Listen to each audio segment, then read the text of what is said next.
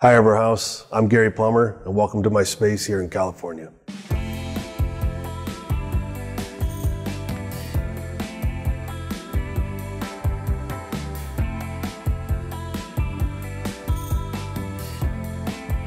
My house is a mid-century modern style, but I have more of an eclectic collection of stuff to make it my own. I live in Claremont with my family and 4 dogs, 3 Frenchies, 1 pug. I like the stuff from the 50s, 60s, and 70s because I feel like it's classic, it's timeless. It's something growing up as a kid. Those are the cars and the things that I saw that I had to have when I got older. I don't know that that's deliberate, but I do notice that I like a lot of stuff from that era. I found some really cool chairs for my dining room. They're like a mid-century style, but have a little more of an industrial look to them. So I decided to put a motorcycle in my living room, because why not? Everything that kind of has to do with my life is kind of on display in my home.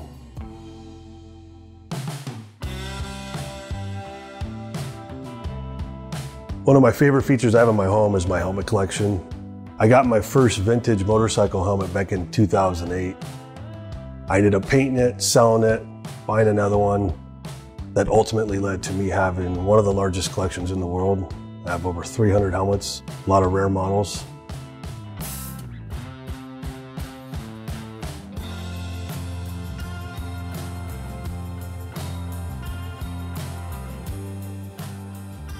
I noticed that I really like patterns.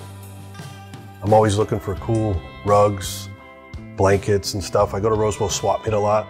I find a lot of my pieces there. Navajo style rugs. I have them here in the hangar, I have them in my Airstream, I have them in my home. It's a pretty eclectic style of stuff. Everything that kind of has to do with my life is kind of on display in my home.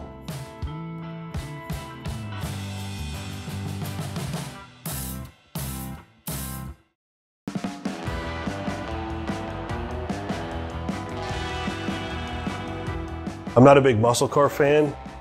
I think they're cool, but I've always been more interested in the German, Volkswagen, Porsche. My uncle had a 1954 Speedster when I was a kid, and I remember climbing in and out of that thing thinking one day I'm gonna have my own Porsche. And there's just something about the 356 that it's my favorite car. I love it. The lines on it are timeless, it's sexy, it's just a beautiful car. And when I first got this car, I was able to rebuild the engine. It's like a little rocket ship. The Porsche culture here in California is pretty big. There's a lot of them here. The weather's perfect to own a car like this. They're not rotting away. We don't get snow. It's always sunny pretty much, so having a 356 is really nice. Except for in the summer, it does get pretty hot driving them, but I'd rather be hot driving a 356 than cool driving a minivan or something.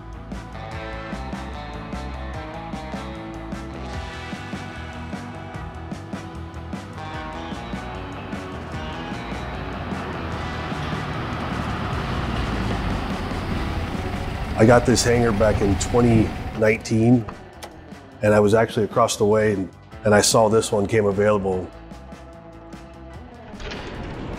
So when I got it, came in and scrubbed it down and spent a ton of money redoing the floors, staining the floors, and did all the electrical and started to bring it to life and make it my own.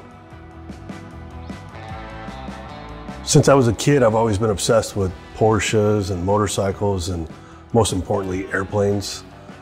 And I always knew one day I would get my pilot's license and have my own plane.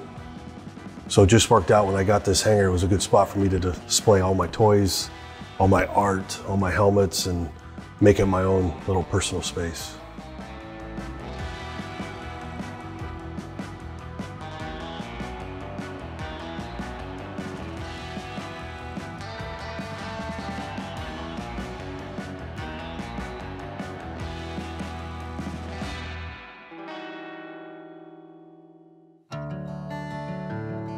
In 2005, my life kind of changed when my little brother was killed in a car accident.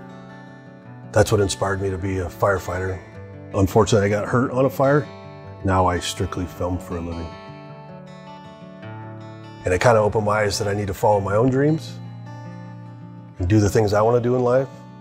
One of them was to become the pilot and get an airplane. Even after all the training I've done flying, getting my pilot's license and flying often, it still scares the hell out of me to be up there. But after the loss of my brother and realizing that life's pretty short, it really makes me want to live and do things to challenge myself, do things extreme. Although the consequences could be pretty bad, it makes you feel alive. And every time I take this plane up, it makes me feel like something I've never felt before. Like I literally think I just left Earth and I'm in control of this. And no one else can give that to me, no one else can take that from me. And when I put my family and friends inside this airplane, it gives me this responsibility that I have to bring this thing to the ground.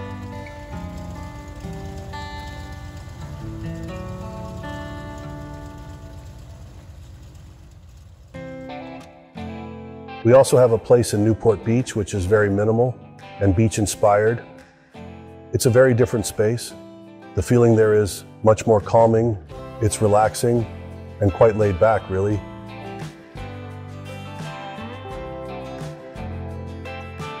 I grew up in California my entire life.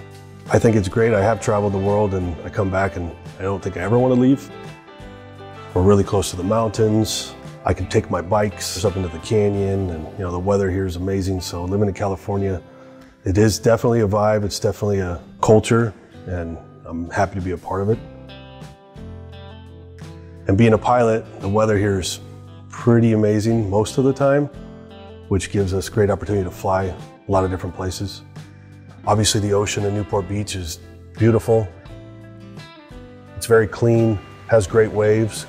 I love to surf, so I'm close to the ocean.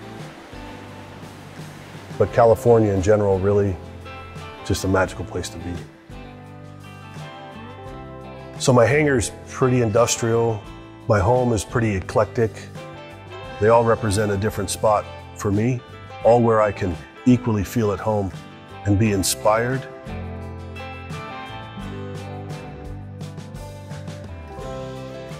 It's nice to be able to share these experiences with my kids and my friends and my family and be able to put smiles on people's faces when they see these spots. And what the main thing I've learned from having all this is you can't get any time back. After my little brother was killed, it really changed my whole perspective on everything and made me appreciate being alive. I kind of live my life to the quote that's on his headstone. It's a James Dean quote that says, "Dream as if you'll live forever, live as if you'll die today." Subscribe to the Everhouse channel by clicking on the logo to receive updates on our latest episodes.